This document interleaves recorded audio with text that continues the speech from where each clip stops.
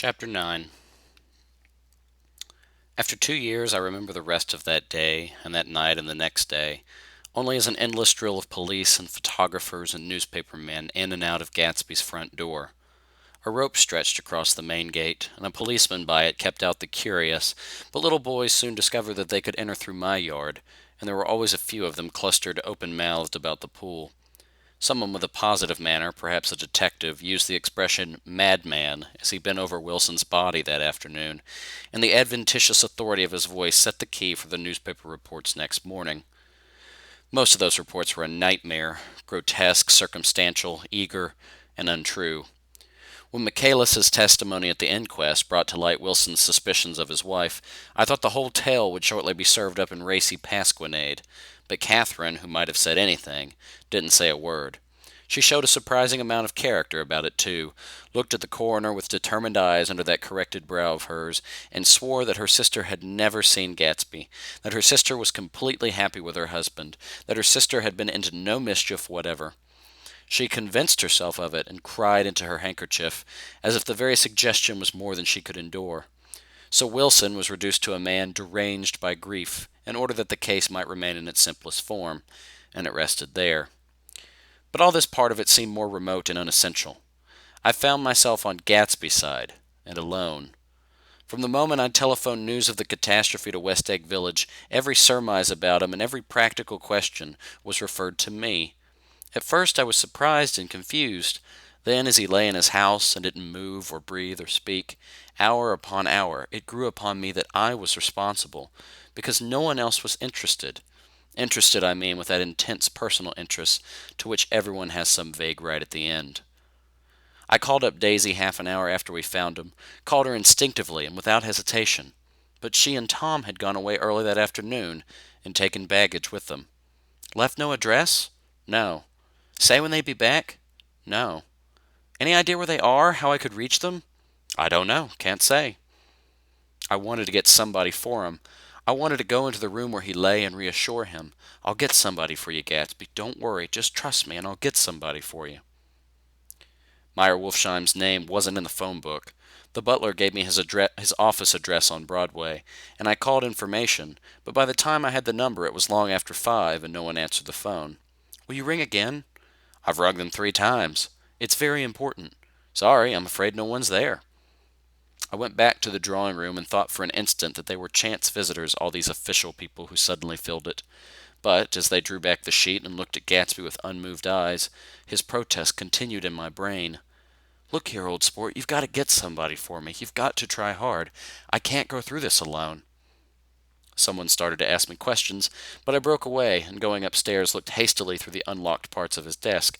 He'd never told me definitely that his parents were dead, but there was nothing, only the picture of Dan Cody, a token of forgotten violence, staring down from the wall. Next morning I sent the butler to New York with a letter to Wolfsheim, which asked for information and urged him to come out on the next train. That request seemed superfluous when I wrote it. I was sure he'd start when he saw the newspapers, just as I was sure there'd be a wire from Daisy before noon. But neither a wire nor Mr. Wolfsheim arrived. No one arrived except more police and photographers and newspaper men. When the butler brought back Wolfsheim's answer, I began to have a feeling of defiance, of scornful solidarity between Gatsby and me against them all. Dear Mr. Carraway, this has been one of the most terrible shocks of my life to me. I hardly can believe that it is true at all. Such a mad act as that man did should make us all think. I cannot come down now, as I am tied up in some very important business, and cannot get mixed up in this thing now. If there is anything I can do a little later, let me know in a letter by Edgar. I hardly know where I am when I hear about a thing like this, and am completely knocked down and out. Yours truly, Meyer Wolfsheim. And then hasty addenda beneath. Let me know about the funeral, etc. Do not know his family at all. When the phone rang that afternoon and long distance said Chicago was calling, I thought this would be Daisy at last, but the connection came through as a man's voice, very thin and far away. This is Slagle speaking. Yes, the name was unfamiliar. Hell of a note, isn't it? Get my wire? There haven't been any wires. Young Park's in trouble, he said rapidly. They picked him up when he handed the bonds over the counter. They got a circular from New York giving him the numbers just 5 minutes before. What do you know about that, eh? You never can tell in these hick towns. Hello, I interrupted breathlessly. Look here, this isn't Mr. Gatsby. Mr. Gatsby's dead. There was a long silence on the other end of the wire, followed by an exclamation, then a quick squawk as the connection was broken. I think it was on the third day that a telegram signed Henry C. Gatz arrived from a town in Minnesota.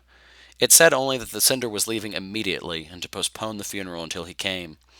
It was Gatsby's father, a solemn old man, very helpless and dismayed, bundled up in a long, cheap ulster against the warm September day. His eyes leaked continuously with excitement, and when I took the bag and umbrella from his hands, he began to pull so incessantly at his sparse gray beard that I had difficulty in getting off his coat. He was on the point of collapse, so I took him into the music room and made him sit down while I sent for something to eat. But he wouldn't eat, and the glass of milk spilled from his trembling hand. "I saw it in the Chicago newspaper," he said. "It was all in the Chicago newspaper. I started right away." I didn't know how to reach you. His eye, seeing nothing, moved ceaselessly about the room. "It was a madman," he said. "He must have been mad." "Wouldn't you like some coffee?" I urged him. "I don't want anything. I'm all right now, Mr. Caraway." "Well, I'm all right now. Where have they got Jimmy?" I took him into the drawing room where his son lay and left him there. Some little boys had come up on the steps and were looking into the hall. When I told them who had arrived, they went reluctantly away. After a little while, Mr. Gatz opened the door and came out, his mouth ajar, his face flushed slightly, his eyes leaking isolated and unpunctual tears. He had reached an age where death no longer has the quality of ghastly surprise, and when he looked around him now for the first time and saw the height and splendor of the hall, and the great rooms opening out from it into other rooms, his grief began to be mixed with an awed pride. I helped him to a bedroom upstairs. While he took off his coat and vest, I told him that all arrangements had been deferred until he came. "I didn't know what you want, Mr. Gatsby." "Gatz is my name, Mr. Gatz. I thought you might want to take the body west." He shook his head. "Jimmy always liked it better down east. He rose up to his position in the east. Were you a friend of my boy's, Mr.?" "We were close friends." "He had a big future before him, you know. He was only a young man, but he had a lot of brain power here." He touched his head impressively, and I nodded. "If he'd 'a' lived, he'd 'a' been a great man. A man like James J. Hill. He'd 'a' helped build up the country." "That's true," I said uncomfortably. He fumbled at the embroidered coverlet, trying to take it from the bed, and lay down stiffly, was instantly asleep. That night an obviously frightened person called up and demanded to know who I was before he would give his name. "This is Mr. Caraway," I said. "Oh," he sounded relieved, "this is Klipspringer." I was relieved too, for that seemed to promise another friend at Gatsby's grave. I didn't want it to be in the papers and draw a sightseeing crowd, so I'd been calling up a few people myself. They were hard to find. "The funeral's tomorrow," I said, 3 o'clock, here at the house. "I wish you'd tell anybody who'd be interested." "Oh, I will," he broke out hastily. "Of course I'm not likely to see anybody, but if I do—" His tone made me suspicious. "Of course you'll be there yourself." "Well, I'll certainly try. What I called up about is—" "Wait a minute," I interrupted. "How about saying you'll come?" "Well, the fact is, the truth of the matter is that I'm staying with some people up here in Greenwich, and they rather expect me to be with them tomorrow. In fact, there's a sort of picnic or something. Of course, I'll do my very best to get away." I ejaculated an unrestrained "Huh!" and he must have heard me, for he went on nervously. "What I called up about was a pair of shoes I left there. I wonder if it'd be too much trouble to have the butler send them on. You see, they're tennis shoes, and I'm sort of helpless without them. My address is care of B.F." I didn't hear the rest of the name because I hung up the receiver. After that I felt a certain shame for Gatsby. One gentleman to whom I telephoned implied that he had got what he deserved. However, that was my fault, for he was one of those who used to sneer most bitterly at Gatsby on the courage of Gatsby's liquor, and I should have known better than to call him. The morning of the funeral I went up to New York to see Meyer Wolfsheim. I couldn't seem to reach him any other way. The door that I pushed open on the advice of an elevator boy was marked the Swastika Holding Company, and at first there didn't seem to be anyone inside. But when I'd shouted "hello" several times in vain, an argument broke out behind a partition, and presently a lovely Jewess appeared at an interior door and scrutinized me with black hostile eyes. "Nobody's in," she said. "Mr. Wolfsheim's gone to Chicago." The first part of this was obviously untrue, for someone had begun to whistle the rosary tunelessly inside. "Please say that Mr. Caraway wants to see him." "I can't get him back from Chicago, can I?" At this moment a voice, unmistakably Wolfsheim's, called "Stella!" from the other side of the door. "Leave your name on the desk," she said quickly. "I'll give it to him when he gets back." "But I know he's there."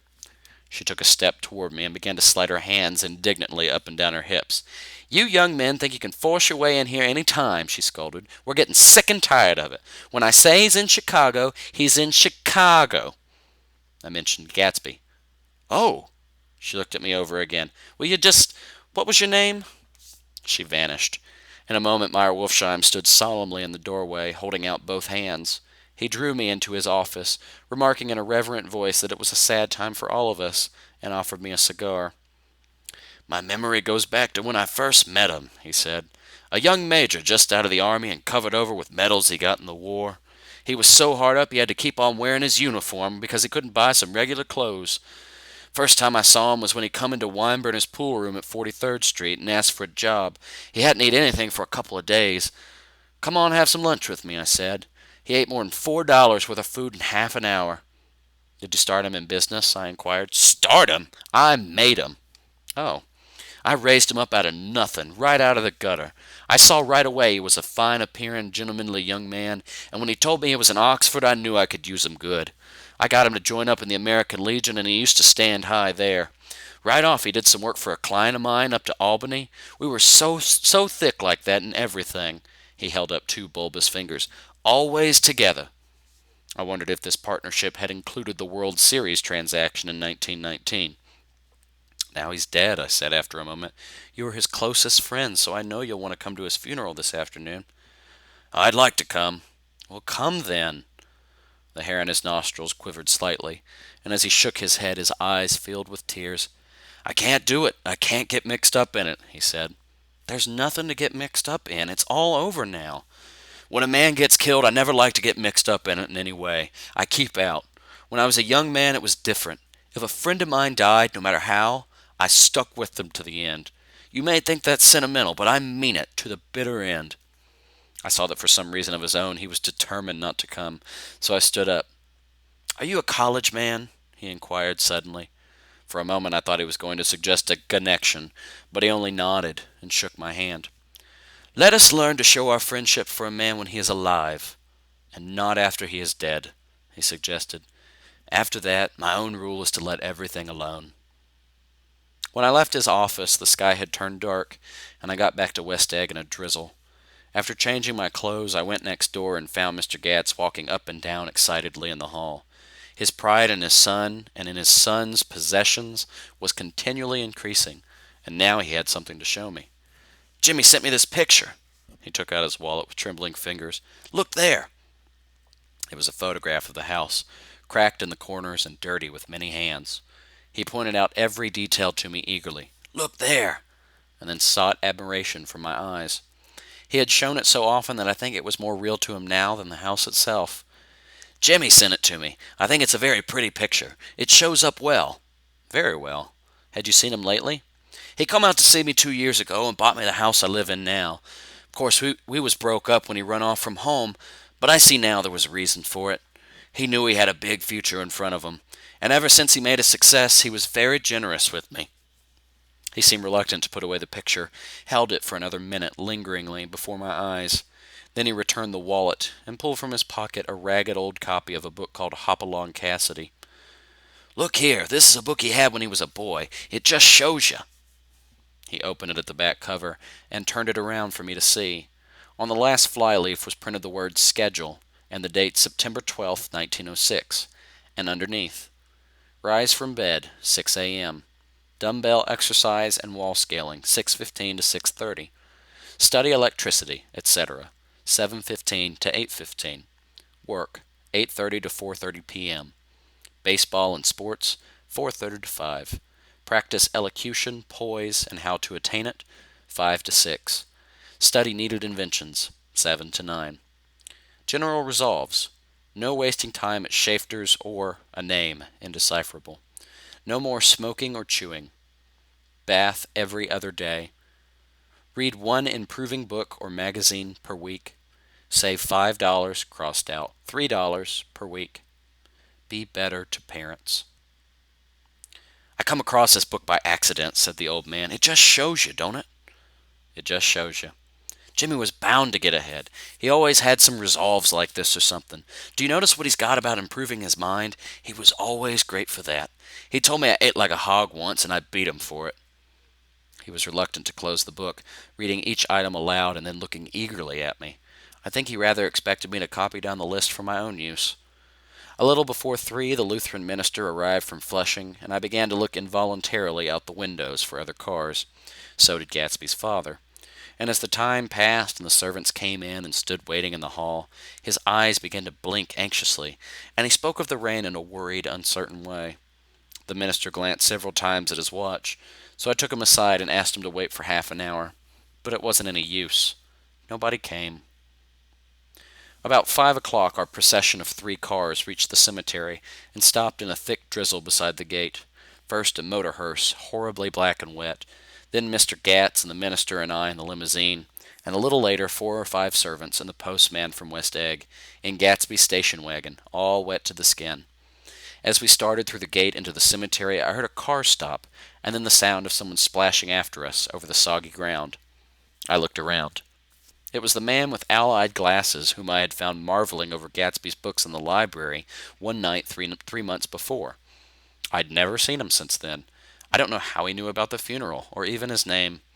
The rain poured down his thick glasses, and he took them off and wiped them to see the protecting canvas unrolled from Gatsby's grave.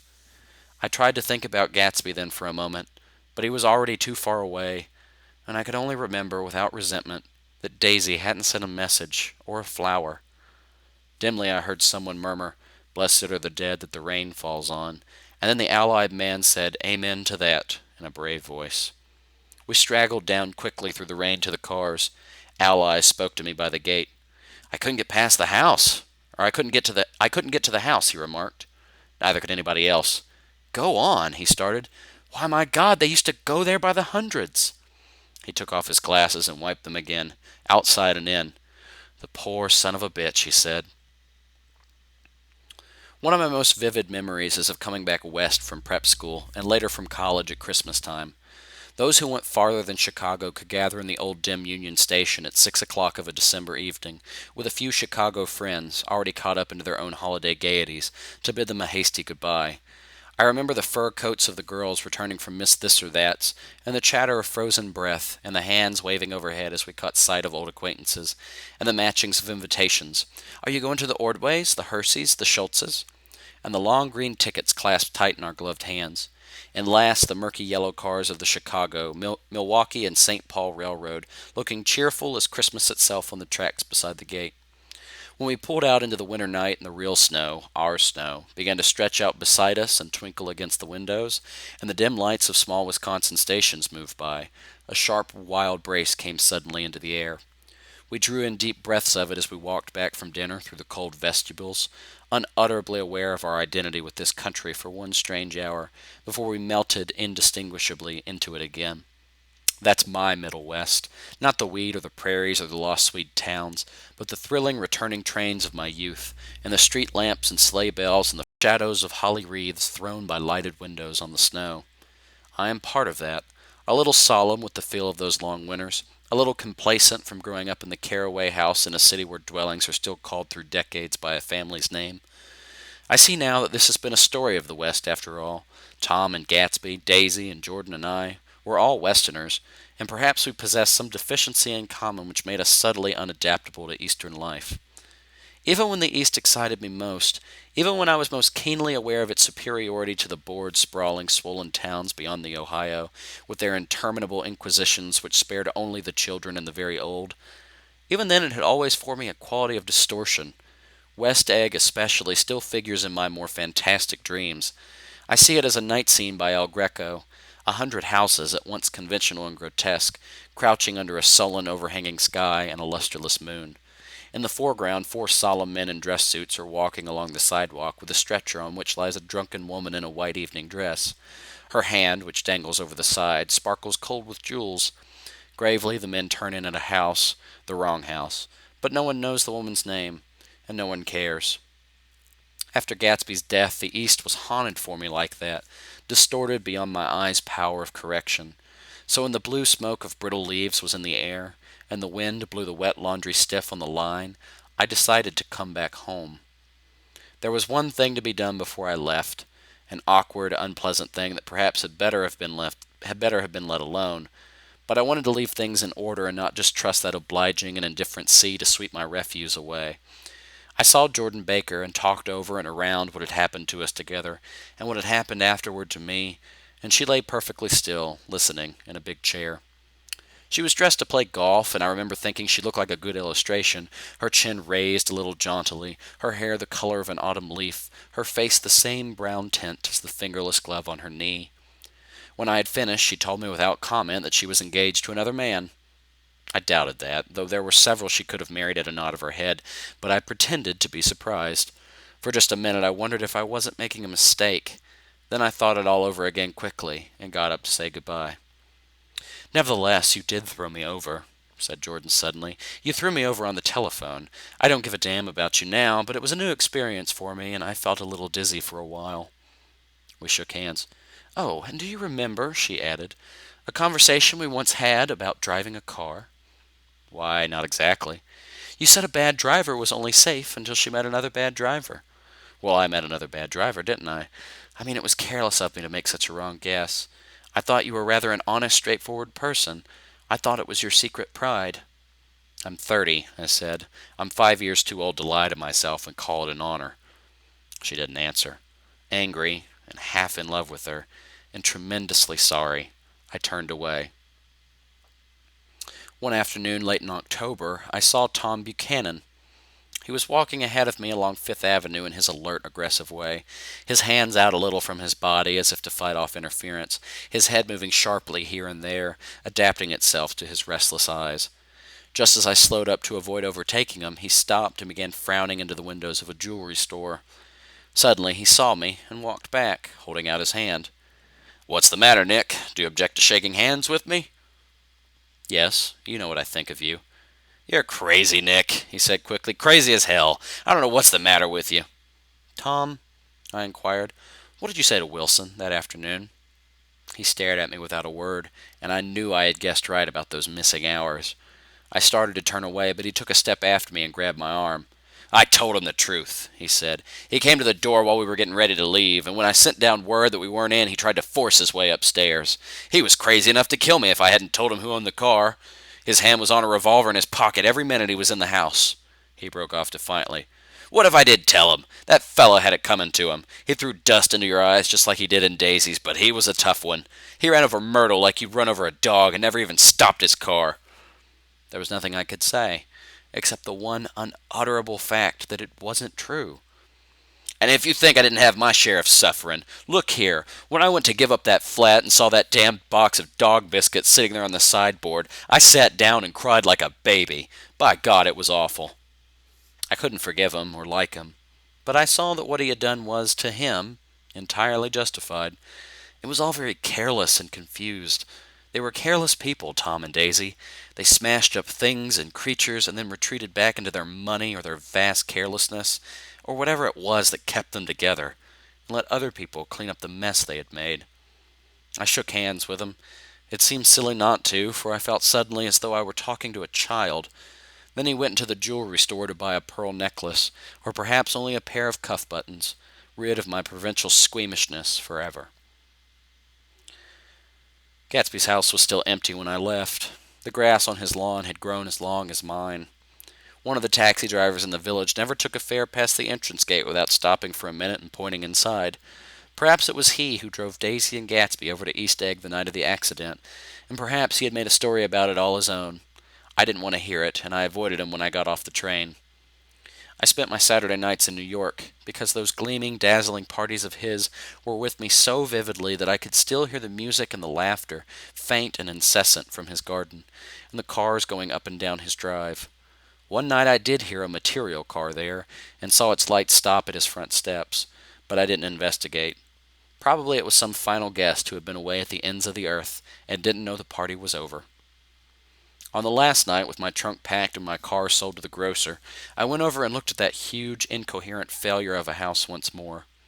On the white steps, an obscene word, scrawled by some boy with a piece of brick, stood out clearly in the moonlight, and I erased it, drawing my shoe raspingly along the stone. Then I wandered down to the beach and sprawled out on the sand. Most of the big shore places were closed now, and there were hardly any lights except the shadowy moving glow of a ferry boat across the sound. And as the moon rose higher, the inessential houses began to melt away, until gradually I became aware of the old island here that flowered once for Dutch sailors' eyes, a fresh green breast of the New World. Its vanished trees, the trees that had made way for Gatsby's house, had once pandered in whispers to the last and greatest of all human dreams. For a transitory, enchanted moment, man must have held his breath in the presence of this continent, compelled into an aesthetic contemplation he neither understood nor desired, face to face for the last time in history with something commensurate to his capacity for wonder. And as I sat there, brooding on the old, unknown world, I thought of Gatsby's wonder when he first picked out the green light at the end of Daisy's dock. He had come a long way to this blue lawn, and his dream must have seemed so close that he could hardly fail to grasp it. He did not know that it was already behind him, somewhere back in that vast obscurity beyond the city, where the dark fields of the Republic rolled on under the night. Gatsby believed in the green light, the orgiastic future that year by year recedes before us. It eluded us then, but that's no matter. Tomorrow we will run faster, stretch out our arms farther, and one fine morning. So we beat on, boats against the current, borne back ceaselessly into the past.